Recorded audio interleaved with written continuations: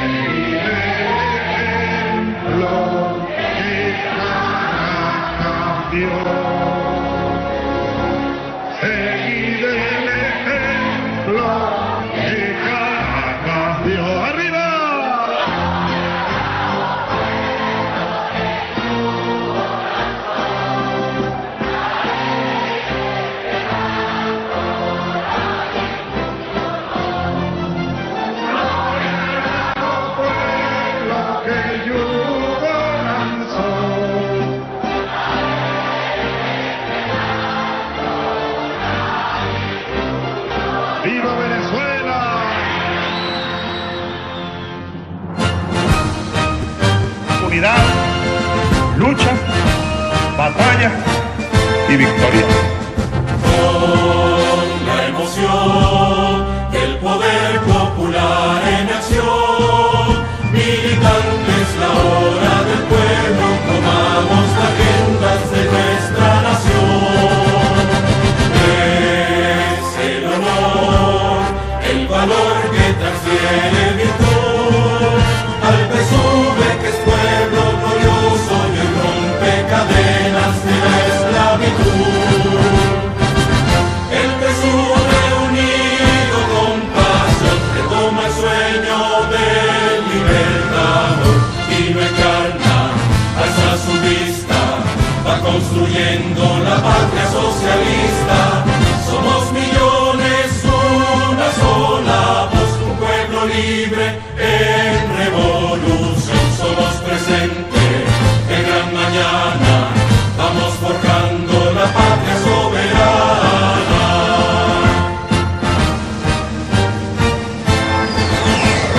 Triunfo es unión, socialismo, la liberación. Solidario es el tiempo de vida, amor, la semilla de un mundo mejor. Es la verdad, una antorcha que enciende la paz. Al PSUV lo encarga el destino de alumbrar caminos por la dignidad. El PSUV unido con pasión retoma el sueño del libertador y no encarna, alza su vista, va construyendo la patria socialista. Con tres raíces como inspiración florece el árbol de emancipación. Es Hugo Chávez el que nos guía, junto a Zamora, Rodríguez y Bolívar. Unir América en una nación, inmenso reto del libertador. Alerta al mundo que ya camina y hace justicia a la espada de Bolívar. Somos millones, una sola voz, un pueblo libre en revolución. Somos presente en gran mañana, vamos forjando la patria soberana.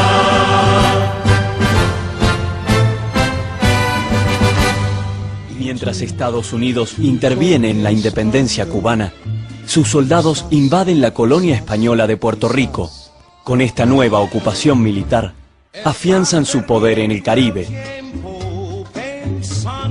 Años después, convierten a Puerto Rico en un protectorado, controlando sus fronteras, la moneda y las fuerzas armadas. Con el apoyo de infantes de marina, estas empresas estadounidenses ocupan las tierras fértiles del norte del país y las convierten en ricos feudos privados. Las potencias europeas se niegan a reconocer la República de Haití, que será obligada a pagar una exorbitante indemnización a Francia. A principios del siglo XX, Estados Unidos la ocupará militarmente durante casi 20 años. Haití nunca más volverá a recuperar su antiguo esplendor, convirtiéndose en más pobres del mundo. En 1904, el presidente Theodore Roosevelt define a Estados Unidos como el gendarme del Caribe, justificando con esta nueva doctrina futuras intervenciones expansionistas.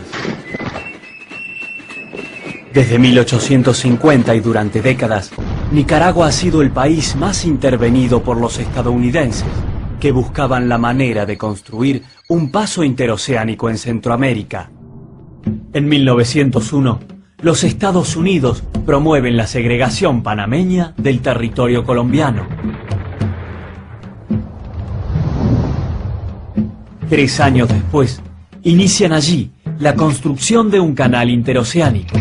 Panamá, partida al medio por un canal de propiedad estadounidense, sufrirá desembarcos e intervenciones militares durante los siguientes 75 años. Desde 1919, las haciendas de café y cacao son abandonadas y los pozos de petróleo comienzan a poblar el lago Maracaibo. Venezuela deja de ser un país agroexportador y se convierte en una región estratégica para los intereses norteamericanos. Juan Vicente Gómez, quien gobierna durante 27 años, reparte la riqueza petrolera entre la oligarquía venezolana y las empresas extranjeras. Shell, Standard Oil, Gulf y Texaco se convierten en los principales productores de crudo en Venezuela. Tras la muerte del dictador en 1935, los venezolanos reclaman una apertura democrática. En la Venezuela de los años 40, la lucha por el control del petróleo provoca golpes de Estado, enfrentamientos armados y asesinatos políticos, transformando al país en un caos institucional. Durante ese periodo, surgen dos dirigentes políticos que influirán en la vida venezolana desde 1958. Rómulo Betancourt y Rafael Caldera crean Acción Democrática y COPEI. Estos partidos políticos serán los principales protagonistas en la segunda mitad del siglo XX. Finalizada la Segunda Guerra, Estados Unidos y la Unión Soviética se reparten el mundo en áreas de influencia. Dos guerras mundiales y la crisis económica del 30 permiten a América Latina industrializarse y desarrollar su mercado interno, dando lugar a nuevos actores sociales que retoman los proyectos de unidad y liberación. Estados Unidos, previendo futuras insurgencias, crea en Panamá un centro donde adoctrinará a los militares latinoamericanos. El lugar que Bolívar había elegido para concretar la unidad continental se convierte en la base de la nefasta Escuela de las Américas. Mientras desde la CIA se planifican golpes de Estado y asesinatos políticos en todo el continente. En 1948 es asesinado en Colombia el candidato a presidente y líder popular Jorge Eliezer Gaitán, desencadenando una guerra civil aún no concluida. En Perú, el APRA impulsa desde 1930 un Frente Único Indoamericano. Este movimiento es proscripto y perseguido, al igual que su líder, Víctor Haya de la Torre. En Brasil, Getúlio Vargas, que había estatizado los recursos energéticos, se enfrenta a poderosos enemigos. Con su gobierno desestabilizado, se suicida en 1954. El mismo año, en Guatemala, es derrocado el gobierno del coronel Arbenz por aplicar la reforma agraria a las tierras de la United Fruit Company. Un año después, en Argentina, un violento golpe de Estado destituye al general Perón, quien había impulsado la industrialización y el protagonismo de los trabajadores, proclamando una tercera posición como alternativa a la hegemonía de Estados Unidos y la Unión Soviética. Con el suicidio de Getúlio Vargas y la caída de Perón, es destruido el ABC, proyecto de unidad continental, iniciado por Argentina, Brasil y Chile. Desde 1952, gobierna dictatorialmente en Venezuela el general Marcos Pérez Jiménez. El descontento popular y el desgaste del régimen lo convierten en un dictador poco confiable para el país del norte, que comienza a preparar su caída en complicidad con los dirigentes de Acción Democrática y COPEI. Rafael Caldera y Rómulo Betancourt traen de Nueva York un proyecto de democracia dependiente. A través del llamado Pacto de Punto Fijo se establece un acuerdo de gobernabilidad destinado a cerrar el paso al avance de corrientes nacionalistas y populares y al llamado peligro comunista.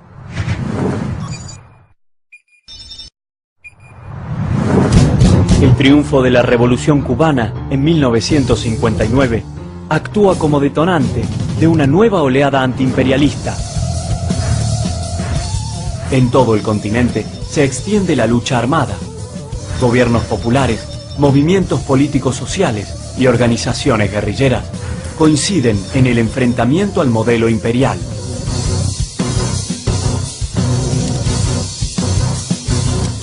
En el marco de la doctrina de seguridad nacional, los militares formados en la Escuela de las Américas convierten a sus ejércitos en fuerzas de ocupación de sus propios países. aliados con oligarquías locales y grupos económicos extranjeros, derrocan a los nuevos gobiernos populares y exterminan a una prometedora generación de jóvenes patriotas latinoamericanos.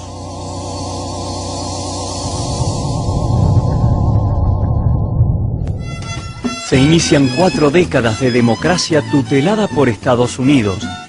Los venezolanos son invadidos por la cultura del consumo y la acumulación. Ojalá que todos los trabajadores fueran capitalistas. Y lo más bonito es que en el sistema capitalista, que aparentemente el trabajador no quiere defender y sostener, en este sistema capitalista cualquier trabajador puede efectivamente convertirse en un capitalista. Todo está en que pueda comprar una acción que sea de 50 centavos. Esto lo vemos a menudo en los Estados Unidos. Mientras el modelo rentista petrolero se afianza, el proyecto de país dependiente se consolida. El presidente Carlos Andrés Pérez nacionaliza los hidrocarburos, entregando el control de la industria petrolera a un reducido grupo de empresarios.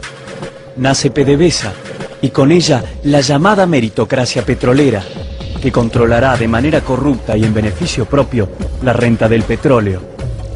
Los sucesivos gobiernos puntofijistas saquean y endeudan al Estado, mientras desmantelan y privatizan los servicios públicos más elementales, generando incertidumbre, pobreza y exclusión social.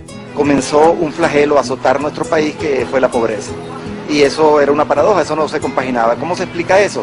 Se explica porque durante muchos de esos años la renta petrolera era distribuida de una manera muy desigual. Y entonces una élite que gobernaba el poder distribuía y hacía con esa renta lo que mejor le parecía. Qué triste se oye la lluvia en los techos de cartón. Durante 40 años, el 80% de los venezolanos fuimos excluidos de cualquier función social. Ni siquiera teníamos derecho a la medicina. La miseria, la corrupción y la falta de conciencia nacional en la Cuarta República lleva a un grupo de soldados a formar una organización clandestina en el seno del ejército. Estos soldados, que rescatan la figura de Bolívar y su proyecto de unidad continental, fundan el Movimiento Bolivariano Revolucionario a 200 años del nacimiento del Libertador. Esos 4 muchachos fuimos allá al Samán de Güere y juramos dedicarnos a la construcción de un movimiento cívico-militar. Se acercan las elecciones, otra vez, si gana la misma gente, estamos jodidos otra vez, otra vez, otra vez. ¿Jura usted cumplir los deberes del cargo de presidente de la República y cumplir y hacer cumplir la Constitución y leyes de la República en el ejercicio de su mandato? Sí, juro. El paquete económico neoliberal impuesto por Carlos Andrés Pérez en su segundo gobierno desata un levantamiento popular conocido como el Caracazo. El 27 de febrero sale un pueblo a defender, sale un pueblo a rechazar estas políticas neoliberales, un pueblo francamente arrecho de lo que estaba pasando en Venezuela.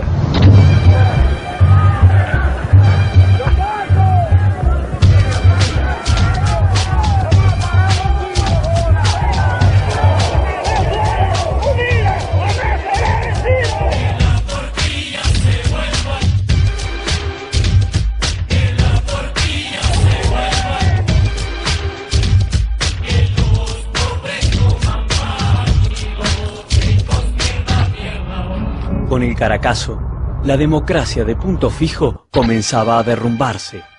El gobierno recurre al ejército.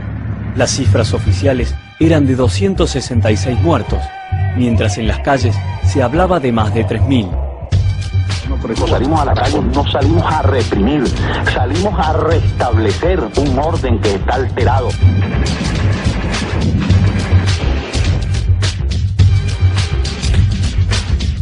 Los soldados que se deben a la patria también se deben a los pobladores de esa patria.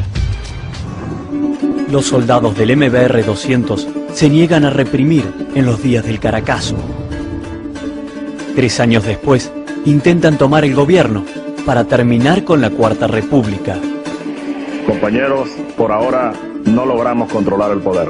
Y yo, ante el país y ante ustedes, asumo la responsabilidad de este movimiento militar bolivariano. La reacción en Washington ha sido doble.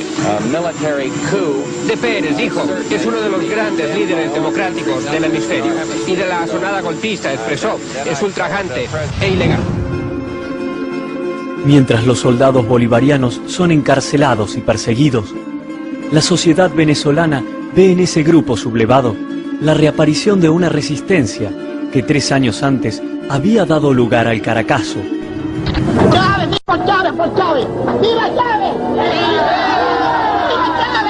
No es para preocuparnos el que en todos los programas de radio en la mañana las llamadas telefónicas de la gente compartían la posición del golpe. La gente se lanzó a la calle exigiendo un cambio y pidiendo la renuncia del presidente Pérez.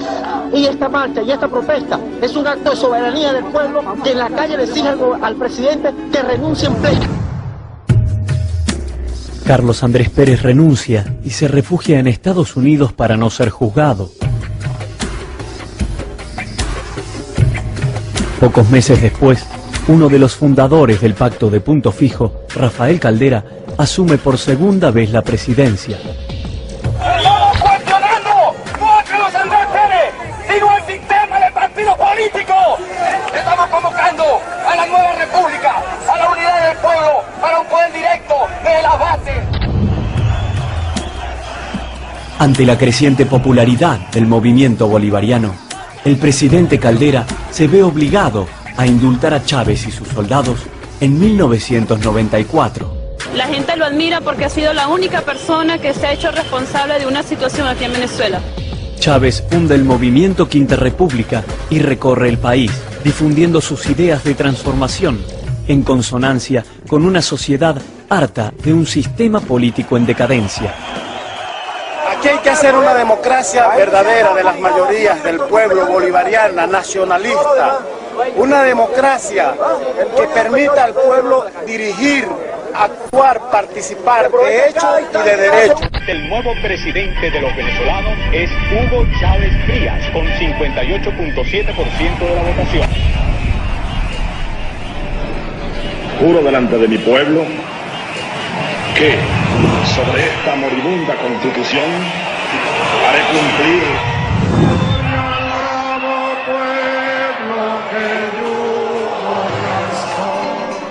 Comienza una nueva etapa en Venezuela.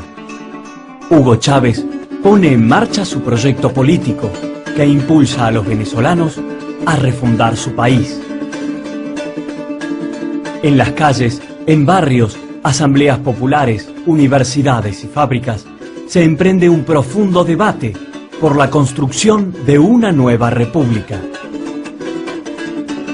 Cuando unos países como los nuestros llegan a la profundidad de una crisis como la que aquí vivíamos hace 10 años, el único camino pacífico para transformar la situación es la refundación de la República a través de la convocatoria al poder constituyente originario que es el pueblo. Se inaugura un proceso de 4 consultas electorales. El pueblo venezolano es protagonista de un inédito mecanismo democrático que lo llevará a crear la Carta Magna de un nuevo Estado. El 15 de diciembre de 1999 nace la Quinta República y 6 meses después, el 30 de julio del año 2000, Hugo Chávez es relegitimado como presidente de la República Bolivariana de Venezuela. Sus primeros 5 años de gobierno fueron brutalmente contestados por una oposición soberbia y prepotente, apoyada en todo momento por el gobierno de Estados Unidos. Mira lo que dice esto aquí, ¿no? Elogio de la globalización. Fue un francés, yo lo conocí por allá en París. ¿Qué significa mundialización? ¿Existe una única manera de globalización? ¿Quiénes son en realidad los mundialistas? No podemos permitir que sean denominados mundialistas aquellos que pretenden por encima de todo someter al mundo a su propia codicia, y antimundialistas aquellos que se oponen a sus designios. Imagínate. Como la gente no se va a dejar, el neoliberalismo conduce a una polarización. Que es lo que está los neoliberales son antimundialistas, van a acabar con el mundo. No, y además acabar con el mundo desde el punto de vista real. Por allá por los años 60 comenzaron a repartir tierra y títulos, pero nada de crédito, ni de apoyo técnico. Bueno, ¿y qué pasó con los campesinos? No llegó al campesino los beneficios del petróleo y de la riqueza nacional. Pues bien, eso ahora no puede ocurrir de nuevo, y ese es uno de los principios que están contenidos en la Constitución revolucionaria y bolivariana. Pero para eso hace falta la organización popular.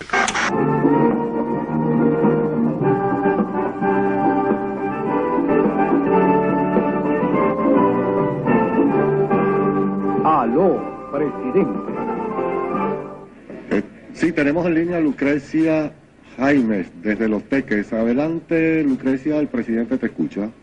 ¿Aló? ¿Aló? Aló, sí, aló. Señor presidente. Lucrecia, dime, hola. Muchísimas gracias, señor presidente. Bueno, mi problema es el siguiente, es un problema agrario, señor presidente. Ajá, dime. Me interdictaron para quitarme las tierras de la parte donde yo estoy, y quiero su ayuda. Bueno, Lucrecia, cuenta. También allí hay unas tierras que nosotros queremos, señor presidente, donárselas a usted para que se hagan beneficio para la comunidad. Mira, Lucrecia, bueno, muchas gracias por tu intención y que forma parte del espíritu de solidaridad que se está despertando por todo el país. Nuestra meta es que esta dulcería de allí se extienda con el mercado de dulces. Esos son microcréditos ya. Sí. Nuestro presidente está embelesado en una forma sexual tipo freudiana con el señor Fidel Castro. Si no hay un embeleso. Y dirigentes de Acción Democrática introdujeron ante el Tribunal Supremo de Justicia una declaratoria de insanía mental del presidente de la República, Teniente Coronel Hugo Chávez Frías. Va llegando el momento en que todos hablemos de la transición, sin Chávez, por supuesto.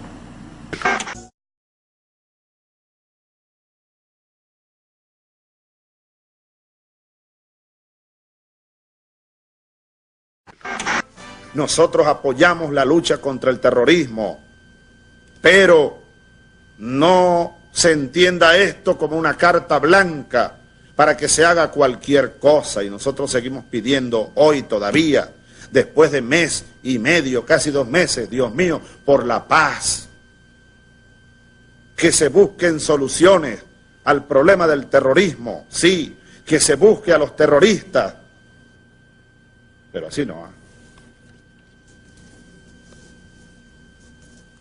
Así no. Miren estos niños estaban vivos ayer. Estos niños estaban comiendo con su padre y les cayó una bomba de las que están lanzando sobre Afganistán. Esto no puede ser. No se puede decir que fue un error. Porque es un error y van a seguir cometiendo errores. Pedimos que se piense y que se rectifique a tiempo. Clamamos por eso. Lo vuelvo a repetir. Después de más de 1 mes. Aquí lo dije. No se puede responder al terror con más terror. Desde Washington, el secretario de Estado norteamericano, Colin Powell, expresó su preocupación por ciertas acciones del presidente de Venezuela. We have been concerned with some of the actions of Venezuelan President Chavez and his understanding of what a democratic system is all about. Yo nunca en la vida había votado. Cuando el presidente Chávez salió a la luz, abrió nuevas expectativas. Entonces nosotros decidimos, bueno, vamos a votar por él. La política para nosotros era que un grupo se hacía rico mientras el otro grupo pasaba hambre. Y por eso no llegaban los recursos. Pero ahora queremos saber de la política porque nos interesa muchísimo la política. Porque la política que estamos viviendo ahorita es democrática y participativa. Porque el gobierno revolucionario lo que está es distribuyendo la riqueza entre todos para que todos vivamos mejor, porque la riqueza de Venezuela es de todos, no de una minoría. ¿Usted cree que el presidente de la República está loco? El chavismo se apoya crecientemente en la violencia, a medida que va perdiendo poder de convocatoria y popularidad. Se parecen a las fuerzas de choque que empleaban Mussolini y Hitler. Segundo día consecutivo, altos funcionarios del gobierno de Washington expresaron su preocupación por la situación política en el país. El director de la CIA, George Tenet, confesó estar especialmente preocupado por nuestro país. Obviously, Venezuela is important because they're the third largest supplier of petroleum. I would say that Mr. Chavez, and the State Department may say this, probably doesn't have the interests of the United States at heart. I'm sure that all of us are going to be watching very closely to see what goes on in Venezuela and with President Chavez in particular. El 11 de abril se desata un siniestro plan conspirativo. Los líderes de la oposición y los medios privados convocan a una manifestación exigiendo la renuncia de Chávez. Mientras los sectores chavistas rodean el Palacio de Miraflores en defensa del gobierno bolivariano. En busca de un enfrentamiento, los líderes de la oposición desvían la marcha hacia la concentración bolivariana.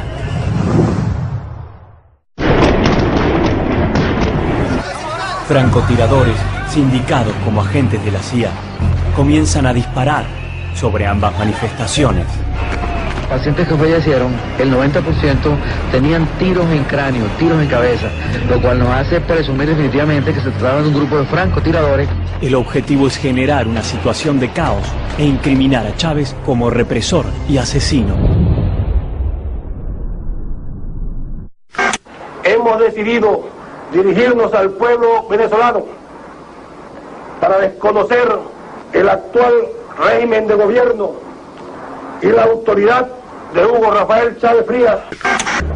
A eso de las 3:30 de la madrugada, la ministra del Ambiente salió con la noticia que el presidente Chávez había decidido entregarse para evitar un derramamiento de sangre, pero no iba nunca a renunciar.